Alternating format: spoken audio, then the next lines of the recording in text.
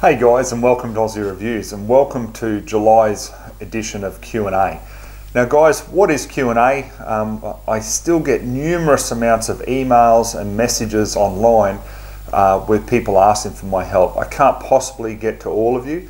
That's why I've limited it to this Q&A edition, or people who help me out on Patreon. Okay, so you've got to be a member of Patreon if you want to submit questions to this Q&A, or if you just simply want to submit questions asking for my help in general.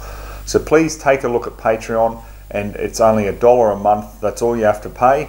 If you want to donate any more, by all means you can, but it's simply just $1 a month there, and you get my time in helping you out. So let's jump into this month's questions, because we've got a lot here to get through. So the first question we've got is from F-Tops, and he says, "Hey Ozzie, hope all is well in your world. What do you think would be a good caliber for fallow deer?" Personally, I'm looking at 223 or 308. I have both, but I'm just not sure what to go with. The 55 grain Buffalo River polymer tips for the 223, or Federal 130 grain spear hollow points for the 308. Appreciate your advice all day, any day. Well mate, look, straight away, deer with me is always, 308, 270, that sort of thing.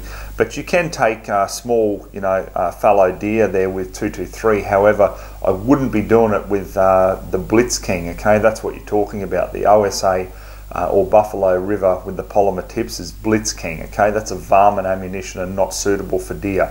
However, they do load the 55 grain Game King. Complete different story there. You've got that controlled expansion with the Game King, and it's going to penetrate deeply and open up a really good wound channel, where the Blitz King is designed, to go in and then just basically almost explode. It opens up very rapidly. Mate, if you want a example of that and how the different ammunition works, have a look at my beginner series on choosing the correct centerfire ammunition, because I go through all this, and I also shoot match Game Kings and also some hollow points, into a tree branch or trunk, and I show the different expansion and how it works. So please have a look at that video, because I think that'd be fairly interesting, and you'd get a fair bit of benefit from it. So yeah, if you're going to use 223, make sure that it is a proper round there for deer. You want something that's going to hold together and just give that controlled expansion, rather than, a varmint round. Next question we've got here is from Gavin Greaves, and he says, hopefully by the time you get this, Ozzie, the results of the Super Saturday by-elections will be in. Just wanted to know what your thoughts were. Well mate, I've had a look, and they seem to be still counting, but out of the 5 of them, we have 4 seats to Labor, and then we have 1 to the Centre Alliance, which is at Nick Xenophon's old party, I believe. So yeah, disappointing. But one thing that has been quite interesting is I made a note there about, there was a couple of articles that different news outlets brought out about how there was approximately a 15% swing away from the major parties. And now I find that very interesting. And then when you have a look at the amount of people that voted, for some of the minor parties there, for example, like One Nation, and I think there's a Shooter and Fisher candidate in one of those electorates. But anyhow, when I had a look at it, I was really surprised with, the amount of people in those electorates that were voting for those minor parties. Like we're talking a good, 15,000 odd votes. So it's not like just a couple of hundred people have gone, you know what, let's take our vote away from the majors. There's a substantial amount of people that have done that. And over all of the electorates, they were saying that 15% has been taken away from the majors. So, that's promising.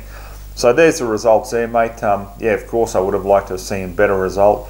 Definitely with the ALP getting in, not happy with that. But that's the way it goes. Now the next question we got here is from Jake Latham. He says, "Hey Ozzie, have you ever thought about doing monthly raffles? I'd love to buy tickets for the chance to win some gear. And at the same time, if I don't win, my money still goes towards supporting your channel. Anyway, just an idea. Thanks for your awesome videos." Mate, look, it's a bit hard here in Queensland, because basically whenever you run a raffle or anything like that, it's got to be government controlled. Believe it or not, it does.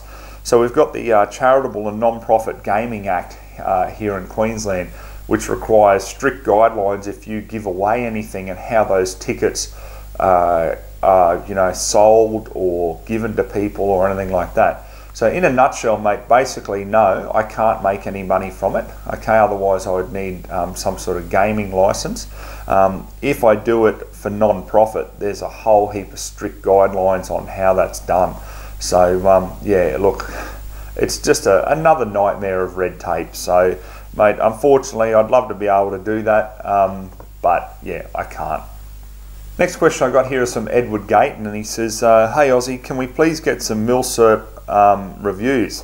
SMLE, Mosin, etc. Would love to see you review some historical firearms. Cheers. Mate, yeah, I know. I've got to get round to doing something like that. I've just got to do it. So it's on the list to do, so definitely something I'd like to do. So keep an eye out for that. Now, the next question I've got here is from Cam, and he's got two questions.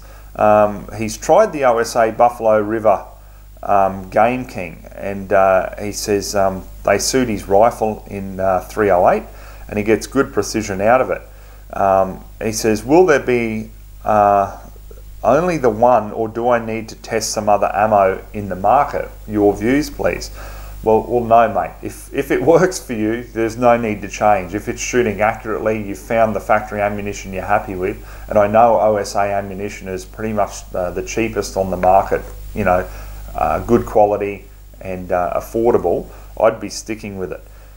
So the last part of your question, you say here, I just tested match grade ammo from Federal Gold Medal Sierra Game King. I think you mean Match Kings there, mate. The Federal Gold Medal is a Match King, not a Game King. But using the same scope, etc., my groups were not very tight as I experienced with the OSA Buffalo River. What do you think could be the case? Mate, quite simple. Your rifle prefers the OSA Buffalo River. That's all it comes down to. Just because something is advertised as a match ammo doesn't necessarily mean that you will get match grade accuracy out of it with your particular rifle. You know, the guy next to you could be running the Gold Medal Match Kings and get fantastic results, but then you won't in your rifle. That's just the way it is. So you've just got to experiment with different ammunition, like I initially said, which you've done, and you've found the OSA Game Kings to work well. Just stick to them, mate. You know, they're a great price and a good quality product. Now, next question I've got here is from Christopher Kumar. He says, hey Ozzie, I'm looking for a rifle in 308 that will be doing double duty for hunting and some casual range work. I've been looking closely at the Lithgow LA102 with the synthetic stock, but would like to get your advice on what other rifles I should look into. One other rifle that caught my eye was the Seiko A7 Rough Tech Pro Stainless Fluted. In your opinion, is it worth the extra money? I'm trying to keep it to $2,000 or less. Also, legally, can I use the same rifle for hunting and target shooting? Okay, well, Chris, yes, you can. You can use both, you know, for hunting and range work, a specific rifle. There's no problems there. The only time that you would run into any sort of trouble would be in states where you have caliber restrictions on hunting certain game, like for example, you know, down in Victoria, I believe the minimum there is 270. Not that I've been down there hunting deer, but I believe that's the case there. So you just have to be careful of actual caliber restrictions, depending on what you're hunting. But if you're here in Queensland, well, no, you're pretty much fine. So now to answer your question with the different types of brands, mate, you've chosen both firearms there that are reasonably heavy. You know, like the Lithgow comes in at about 3.5 kilo, and that Seiko comes in at about 3.4 kilos. So, you know, by the time you put a scope and everything on it, like, you know, you've got a fairly weighty rifle there. So I don't know what sort of hunting you're looking at doing, but, you know, if you were throwing the rifle over your back and going on long treks, or you were shooting multiple game from the shoulder, you know, without resting against a tree or something like that, mate, it's going to weigh you down pretty quick, okay? I'm just being upfront with you there. if you're shooting, you know, off the back of a ute or something like that, where you might have a bipod or whatever, look perfect. Both of those rifles would be great, I'd imagine. I haven't used the Seiko A7 as yet, but obviously I've used numerous Lithgos. I own numerous Lithgos, and they all shoot very, very well. So yeah, I can't really go past that. If your limit or your budget is $2,000, I mean, for example, if you went down the Lithgo pathway, I mean, $2,000, you can put a good scope on top of it, you know, with the money that you've got left over as well. So that's probably what I'd be doing, mate. If you've obviously liked the look of the Lithgo and you like the look of the Seiko, look, there's numerous other brands you can look at, but obviously you like the look of them. So you know, you've got to go with something that you like the look of. That's for sure. Obviously, performance is a big thing, but you need to have a firearm that you really like looking at. There's no use getting something that you look at and go, you know, I don't really like that. So if your heart's set on either one of them, my advice would be to go into an actual gun shop, look at both of those rifles, cycle the action, put them up to your shoulder, see which feels the best, and go from there. So yeah, hope that helps you out, mate. Now the next question I've got here is from KB. He says, hey Ozzie, are you aware if there is a limit on how many of each class of Cat H firearms you're allowed to own?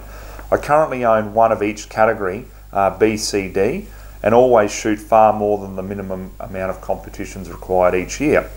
I would eventually like to own more pistols where finances allow. I've been told that roughly 2 of each category is all that Queensland weapons licensing will generally allow, without having to jump through the hoops and genuine reason jargon. Any advice or information would be welcome. Thanks, mate. Okay, I've got an interesting story for you here. You know, I'm very much a rimfire fan, and when I was shooting a lot of competitions with Cat H, I put in a PTA for a 3rd rimfire. Now, I had, you know, I already had 2 22s, and I had a revolver, had a semi-auto, and I wanted to put in and get a Ruger Charger, and because I wanted that for a silhouette rimfire competition. So, you know, there's just a use for each one. Now, I actually got a call from weapons licensing, and they were talking about, oh, the authorised officer doesn't think it's in the interest of public safety if I have a 3rd rimfire pistol. And you know what they turned around and did? They turned around on the phone and said to me, oh, we notice it, you know, you've got the endorsement for 45 caliber and things like that, you know, to do metallic silhouette. We see that you don't have, you know, any centerfire pistols registered to your license. You know, we'd be happy to authorise one of them, you know, if you're looking at a 45 or a 9mm. And I couldn't believe it, you know, I thought, and then I said to them, I said, okay, so you're talking about public safety and the public interest test and all the rest of it. So instead of giving me a 3rd 22, you want me to have a 45 or a 9mm. Like, honestly, I shake my head. You know, it's all well and good, you know, banging on about public safety and all the rest of it. Then when you say statements like that, I find it absolutely ridiculous. So I pointed that out and made a bit of a fuss about it. And obviously the 3rd 22 pistol was authorised. So yes, if you have more than 2 of them, they will ask why you want it, and you know, but it's not that hard. It's so easy to justify. Like, for example, you might be wanting to set up a 3rd, you know, 9mm with a red dot for a particular competition, where you might want to use open sights for another competition. All you've got to do, mate, is just justify it as per the competition requirements. You know, like I say, you might want a revolver for a particular competition, where you might want a semi-auto for another one, and then you might want something with a longer barrel for silhouette competition, or you might want to put a red dot on one. So there's a couple of different genuine reasons why you would want more than 2 of the same caliber. So, mate, my suggestion is simply go for it. You know, go for a 3rd one if that's what you really want. Or if you want to start really collecting firearms, honestly, have a look at my video on how to get a collector's license, and join a historical collectors club and start collecting modern temporary inoperable handguns. So in other words, What it means is you just have to store them, you know, temporarily inoperable. So in other words, like a trigger lock, or you know, you take the firing pin out or something like that. There's various ways to do it temporarily, and then you can actually collect firearms, and you don't have to go to mandatory shoots or anything like that. So that might be another option to you. Okay, so the next question I've got here is from Bradley McLennan, and he says, "Hi Ozzie, love your reviews and Q&A. They are very informative and helpful. What's your take on 5.56 ammo in the 223, in particular the Hornady 75 grain NATO rounds? I've been told by a couple of reputable gun shops that it's okay, but everything I see online says don't do it. I'm shooting a Hauer 1500 in 223. Your opinion would be greatly appreciated. Thanks, Brad." Well, thanks for the question, mate, because honestly, there must be some sale on at the moment, is there, with the different gun shops on 5.56 ammo, because the amount of questions I've had over this, you know, is amazing. In the last few weeks, I just seem to have got hammered with this question. So I'm glad you've asked it, because I can answer it here and then sort of steer people to this, you know, for the answer. So basically what you've got to do is you've got to look at both of the rounds. I mean, just to look at them, they look identical, don't they? You know, to most people's eye. You know, it'll cycle through, you know, your firearm, no dramas. So what's the real risk? Look, the 5.56 shell has a thicker wall, okay, and it's got a thicker wall on it for one reason: to handle the higher pressures. Say that again, to handle the higher pressures of the 5.56 round. Now, the other thing too is when you have a look at a barrel, okay, you've got your chamber, and then in front of the chamber you've got the throat. Okay, now this is an area just prior to the rifling, or the beginning of the rifling in that barrel. Now with a 223, the length of that throat is 0.085 of an inch. Okay, now with the 5.56 NATO, it's almost twice the length, so it's 0.162 of an inch. Okay, now that might not seem like a lot, but it is. So in other words, if you have a 5.56 round and you put it into a 223 chamber, okay, there is a risk that that bullet will rest on the rifling prior to, obviously, ignition of the round, which means that there's a chance of substantially increasing that chamber pressure, okay, because obviously you need that little bit of a throat to handle the expansion and the pressure before the actual projectile goes up that rifling. So what's the risk? What could possibly happen? Well, you could get a split case, okay, on your on the actual round, ruptured primer, or something along the lines of that, or maybe even worse, you could have problems there with the actual action exploding on you. You know, these are all worst case scenarios, but SAMI, who do all the specs for, you know, obviously ammunition for sporting use, they have guidelines on the amount of pressure you can use for each specific caliber, and they're the ones who you know, recommend don't do it. Now look, there's probably going to be a heap of guys out there who are going to say, look, I've used 5.56 in my 223 for years and had no problem. Hey, look, all the best to you. Would I personally do it? No, I wouldn't. And there's a couple of reasons why I wouldn't. First of all, think about it from this point of view. Gun shops need to make money to continue operating. Okay, so of course, if they go out and they put a pack of ammo through, you know, 223 using, you know, a pack of 5.56 ammo, and it works fine, there's no problems, well, of course, you know, they're likely to sell it and encourage people to buy it, because obviously they need to make money to function. However, in saying that, you know, do you want to use ammunition that isn't specifically designed for your rifle?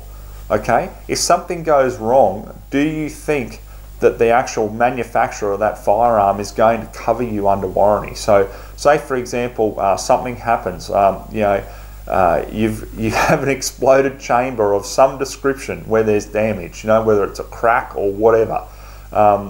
Do you think that that manufacturer of that firearm is going to cover you if you've used 5.56 NATO rounds in a rifle specifically designed for 223 Remington? Okay, so I'll leave it in your hands, guys. You can use whatever you want, but me personally, just to answer your question there, Brad, I would not be doing it. That's just me personally. Have a look at different websites, different manufacturers, you know, will say different things, you know, of ammunition. So for example, I haven't looked at the Hornady site in relation to the 75 grain NATO rounds. However, if you have Hornady, you know, making an open statement saying these are fine for use in a 223 chambered firearm, by all means go ahead and use it. But if they don't, mate, I wouldn't be doing it, because I don't want to risk damaging firearms that I've worked extremely hard to buy. So that's my answer. I hope that helps you out. Now the last question I've got here is from Levy Batty, and he says, hey mate, I've got a second-hand 243 Winchester that my brother and I have refurbished. I was wondering what scope you'd recommend to put on top. I'm looking at a budget scope that will perform well, and I'm willing to spend more money if the performance is worth it. Hopefully we'll be using this as my deer rifle. Okay, mate, honestly, if you want to keep things to a budget, you want something nice and lightweight, you know, if you're going to be deer hunting, you don't need anything more than like a 3 to 9x40. Have a look at the new Loophole VX Freedom range, okay? Mate, I've bought 3 of them myself, and that's no word of a lie. I bought 3 of them in the rimfires, that is, because I want the rimfire specific one for rimfire rifles I've got. But you know, all it is the difference between their rimfire and their centerfire is just simply the parallax adjustment on it. So it's set at, I think, 60 yards on the rimfire, where it's 100 yards on the normal centerfire scopes. So mate, I'd be looking at them, because you know, you can get them for like anywhere between, depending on which magnification and which one in particular with the reticle differences, between $300 and $400. And honestly, you can't go wrong with it. Made in the States, it's got their warranty. You know, as most people know, I really do not like Chinese or Filipino made scopes. If I get a scope that is made in Asia, Japan is my minimum for my own personal firearms. Yes, I've reviewed numerous different scopes, you know, that have been made in China and the Philippines, and yeah, they've worked, they've performed. But I'm always honest with you guys. I would not buy one to put on my own personal firearm. That's just me. Yeah, you can do what you want with it there, mate. But honestly, I'd be just going for a Loophole VX Freedom. You're covered with a fantastic warranty. If anything goes wrong with it, the Loophole Custom Shop is right here in Brisbane. They can fix it or replace it for you. Yeah, it's just no hassle, no fuss for the price. So that's the way I'd be going. Okay guys, so that concludes July's Q&A. Thank you very much to all of you who have submitted the different and various questions. I really do enjoy answering them. If you do want to ask me questions, guys, you simply have to become a Patreon supporter, which is as little as $1 a month. That's it, as little as $1 a month, and then you help me out massively. Okay, so thank you very much for watching, guys, and till the next Q&A, we'll catch you then.